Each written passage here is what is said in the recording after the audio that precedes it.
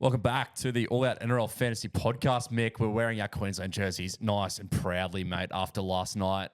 Look, would I say if it was a comfortable victory? Yes, I would. I was not panicked at all. Look, at the end of the day, we got the 2 points. It was a dub.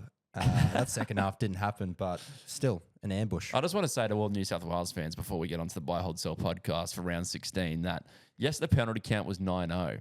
But all the penalties were due to lack of ill discipline from New South Wales. I almost want to clip all of them up and post it because it could have been 20-0. I know.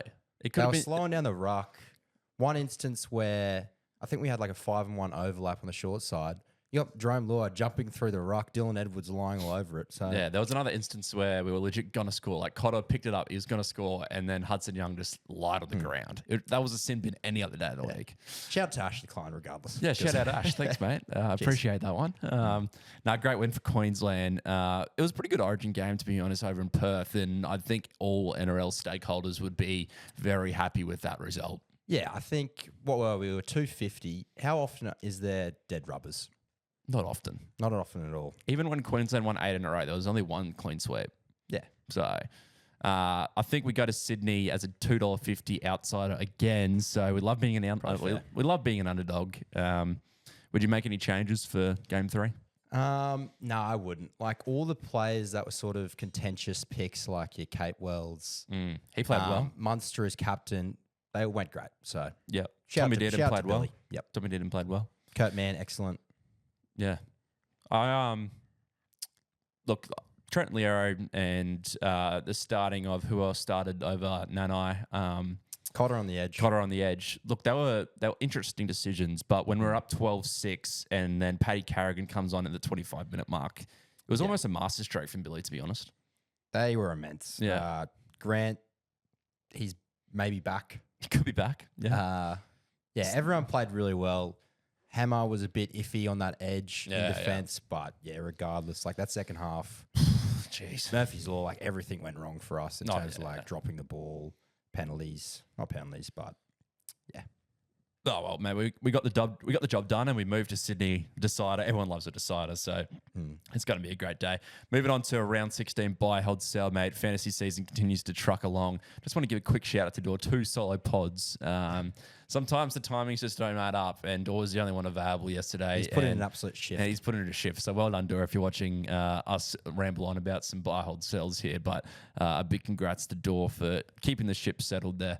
I'd say. I love that little crickets. Lovely cricket use sound. of the audio machine we got. Yeah. I don't know how he did it, so I'm not going to try. But he's done well there. Moving straight to buy, hold, sell, though, mate. There's a few names that we got down here. I guess one thing that we got to mention is that it's only a starting 13 players again this week, so no bench counts. Again, this new rule that's implemented for all these rounds in fantasy this year. It'll hurt some coaches. It'll be good for others, but only the starting 13 this week, which means you could potentially hold some trades this week if you have to. Yeah, look, the first time it happened, was it around 15, something like that, I wasn't happy with fantasy. No. But it's looking like a few guys, like your Payne Haas's, Cleary, a few guys aren't going to back up, so I'm probably thankful. Is that confirmed that Payne Haas isn't backing up? Well, I feel like it's unlikely. He's got a groin issue. Yeah, okay. Cleary definitely not. Yeah. Fair enough. So let's just go straight from the top with our buy, hold, sells. And there's a few names here that we will need explanations from Mick and myself. Tallis Duncan, we've got first on the list. Potential buy? Yeah, look, he's cooked the last couple of weeks. We talked about him being fairly inconsistent with his scoring, but he's 500K, got that duel, plays the next major buy round. It's an awkward price, but if he's scoring this well, I'll still like it as a buy. Yeah, he's got 41, 58, 72, which did include a try last week against the Dogs. Only issue with the Souths is that there's a few people left to come back, I think, into their side. No news yet on Kualamatangi, which means he potentially will play 80 again this week if he doesn't play. Yep. So a bit of a wait and see for him, for Tallis. Next man on the list, Jerome Hughes, bit of a no-brainer. Plays the next buy round if you need a half to go alongside a Jamie Humphreys maybe, or... Yeah, plays the next buy. Last year, he was an absolute beast. We were sort of just waiting for him to put out a good score. He finally did it against the woeful Titans outfit, but they got a good run coming up. I like him as a buy. Also want to mention Isaiah Katoa has had one of the great seasons for the Dolphins. He's a bit more expensive, and I'll get that exact price, but he's almost a free 60-plus points every week. It's pretty unbelievable Like, how good he is so at his good. age. Like we sort of knew, like last year he was really good, but this year he's taken another leap. Yeah, the Redcliffe need to get his signature pretty much ASAP. Like his last scores, 67, 70, 76, 55, 62, and 69 points for Isaiah Katoa. Plays the next bye round. He's almost treading must-have territory. Yeah. He's really like intangible as well. It's not as if he's like a flashy, like he's breaking tackles and scoring tries. He's just got a good kicking game, brings it to the line. Fantasy-wise, also a beast. Also a beast. We love those sort of players. Another Katoa cord is Eli Katoa from the Storm. Mm. Bit of a pod on the edge. If you're looking for that position, he's averaging about 54, plays the major bye, is on the best team, arguably in the comp. Yeah, I'm thinking about it. Yeah, he definitely is a pod option in fantasy. I know a lot of Supercoach players has him, excuse me, but only 7.3% in fantasy, 54 average, 697, probably a bit below. Can score a try. Bit below his average, so I reckon he's a good pick up there. Next guy, Pappenhausen, also plays for the Storm. No brainer. Loves a try also. Yeah, like I think Pap, it's like either Pap or Drinky. They're sort of your guys who have bottomed out. Well, not bottomed out. Drinky's went awfully last week, but I'm thinking about those two. I might have to go with Pap because I know he's on a great team. Yeah, absolutely. Reece Walsh, potential for an Origin return. If you're backing him in for an Origin, probably not a buy because he would play that Origin game, that last Origin game. But if he doesn't, round 18 buy, potential for a score there. Do they drop Ponga after a dub? He was pretty poor. I think at 473. He's so cheap, isn't he? Like he got 54 with a double. Like he's just not scoring as well, but like if it's at 473k, it's hard to pass up. I'm sort of looking at the Broncos run here. Sharks this week was into a Bulldogs. It's a pretty tough draw. Titans, then it opens up a little bit. Then you got the Storm. They play the Storm twice. So if you're backing Reece Walsh for the end of the season, then you got to come up against the Storm, the Doggies. You know what? Get him in. if people bought Turbo, then you should be very happy to buy Reece Walsh. Yep. Because, like, this is the lowest he'll get in price, you'd think. 35 break even. You'd hope so. Surely. Next man on the list is Talakai. Now, I'm just going to do a quick research here. Is he starting on the weekend? Yeah, he is because Hiroti injured for about 4 weeks. It's a weird one. We've seen what he could do. Talakai in the past, starting at centre, he's an absolute freak. But if it's Hiroti's out for 4 weeks, it's a calf injury, so it could be more. They don't play the bye, so it's like he might get you 3 weeks of starting. 295k, edge and centre. He's just one of those ones that's a downgrade option, and he probably score right for you for 3 games. He's at centre, right? Yeah. Surely. Yeah, if Hiroti's out for more than 4 weeks, then he's a great guy. Yeah. Great guy to get. Yeah. The other guy that is a cheapie and potentially a cash out option is Jed Stuart. Tamale out for 10 to 12 weeks, which means Stuart, if he can lock down that spot, he's definitely a buy. Yeah, I don't know much about Jed. I don't know much about him either. Look, ideally, give it a week, see how he goes. Could be an absolute weapon, but he's 230k. It's one of those. It's sort of getting to the point in the season where it's like, all right, I want to get someone like Herbie. If you don't have the massive guns to finance that, you simply have to get these 230 guys. Yeah, you do. The only issue with my team at the moment is that I got a few 230 guys lying around for a few guns. Yeah. So we just got to pick it out. All that team has, what's his name from the Titans hooker? He played one game. I'm not sure who done this list, but it says Jack Bostock next in the buy in brackets vomit. In brackets vomit. Look, if we go on based off history, probably not the best buy, but he did drop a ton. And he could have had 5 tries and he bombed one. I mean, I won't be going out there buying Jackie. Look, nice guy.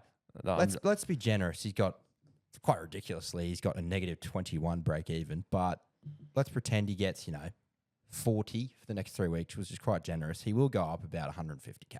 Yeah. And I think 40 is quite generous. It is generous. Yeah. He plays have next buy round, so, With that 100, he's still only averaging 33 this year. Yeah, exactly. Kurt Donahue, other Dolphins guy that we got as a buy, he's performing pretty well. Same with Chris Randall and Karapani, who is in for Cobbo and Mariner. Do you really think Karapani keeps that position?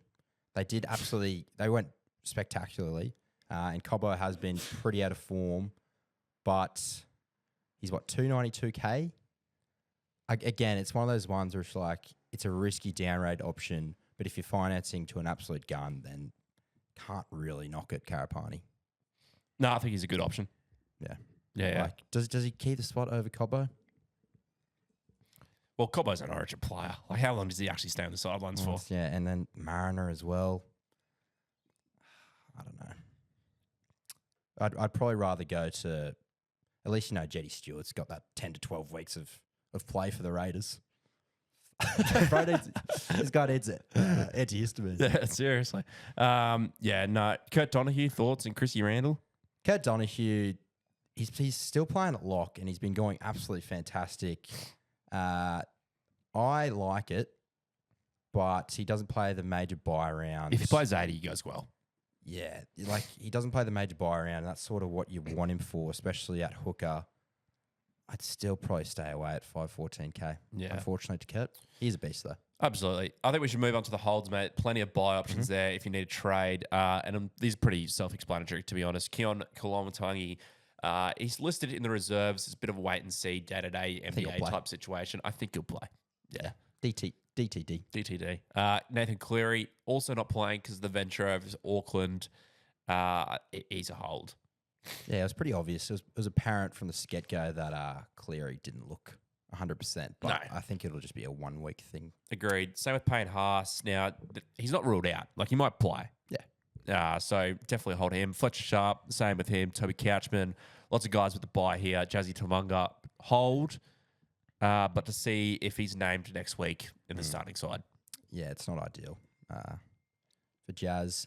Another guy who's an interesting one, Purdue, not scoring as well in the halves, but he plays that major buy. Yep. So our team especially was sort of looking to hold at least until that round. That round, yep. Lockie Hubner and Drinkwater also both buys because they play the next buy round. The sells, though, mate, pretty important ones here. Ola Kawatu, he's in our team. He'll be shipped on this week after his injury scare. Yeah, look, thanks for your service, Ola. I wouldn't say it's been great. Yeah, you've defied inconsistency for us, but you got us a massive score last week or 2 weeks ago. So yeah, thanks, Ola. Yep, we can offload you to. I don't know who we're thinking about getting. Maybe Ellie Katoa, bit of a pod. Yep. Hamish Stewart's another guy. Blaine Flanagan. Interestingly, the Dragons, they have the bye, but Emre Gula, I know, is playing reserve grade. So things could change next week. He could be back at starting 13, but I think it's 1 week and probably he's major good amount of money, so you can probably offload him. Agreed. And then Hiroti, yeah, he's out for 4 weeks. Unfortunate to people who got him. He's out. He wasn't our buy hold sells. That's just unfortunate. You got a prediction injury, so we'll take that on board. We will take that on board. We'll just try and be better. Sorry. But you can't advertise who we think we're going to get injury. Right? Yeah, no, it's not a good look if you go, don't care if Hiroti, he's going to get injured this week. No, but you do have to predict them. Yeah. They're in the air. You can always smell it. But yeah. That basically wraps up buy, hold, sell. Plenty of options here going into the late run. Yep. And we obviously haven't mentioned the guns of the guns. So if you haven't got any of the Haas's, Vanua Blakes, Terrell Mays, Aaron Clarks of the world, Cleary, Tedesco's, Herbie's, they're number one priority. But if you're dabbling with them, you can dabble in different areas. A good little pod if you're playing just head-to-head, not too worried about the buys. Yeah, I mean, he's only missing one game for the rest of the season. Fisher Harris at 571K, especially with Barnett now out for the rest of the season. Yeah, I think he's a good buy. So, yeah. Happy there. That's my pod. I'll give a quick pod captain before we go dead for this podcast, and that's going to be Looking at my team. I'm personally going May, but Terrell Mayer on the Friday night. Fair enough. Yeah. Pod captain, if you're feeling risky, Siwa Wong against the Cowboys. okay. We'll see you next podcast. See you later. Bye.